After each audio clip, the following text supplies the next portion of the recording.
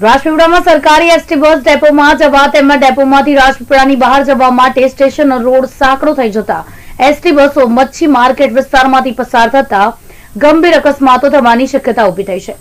રાજપીપળામાં આવતી એસટી બસોને કાળિયાભૂત થઈ છત્રવિલાસથી ડેપોમાં લાવવામાં આવે છે, જેના કારણે મચ્છી માર્કેટ પાસે રહેણાંક વિસ્તારના લોકોને અકસ્માતનો ભય સતાવી રહ્યો છે। જોકે સવારે પૂરઝડપે અંકારી આવતી એસટી બસની અડફેટે આવતા એક મહિલાનું માંડ બચાવ થયો છે, જેને કારણે સ્થાનિક રહીશો એસટી બસનો વ્યવહાર અન્ય રસ્તે લઈ જવા આવે તેવી માંગ કરી રહ્યા છે। મારી સાસુ ટાંકી પાસે ઊભા હતા, અહીં ઓટલા પર ટાંકી હતી ને બસવાળા એકદમ આવ્યા ને તો ટાંકીની સાથે જ આવી ગયા ને ટાંકી તૂટીને નીચે પડી ગઈ, ઓટલું તૂટી ગયું। તો એમને સારું થયું કે કશું થયું નહીં, કશું થઈ જતું તો અમે શું કરતા।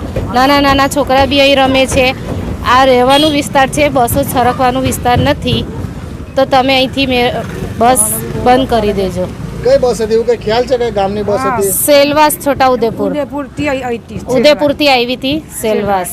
કેટલા વાગ્યાની આશરે થયું? 11 વાગ્યાનો ટાઈમ હતું। ગળી છે ને મોટી બસો અહીંથી છરકે છે, રસ્તો બહુ શોર્ટ છે, એટલે તમે મહેરબાની કરીને આ રસ્તો બસનો બંધ કરાવી દેજો।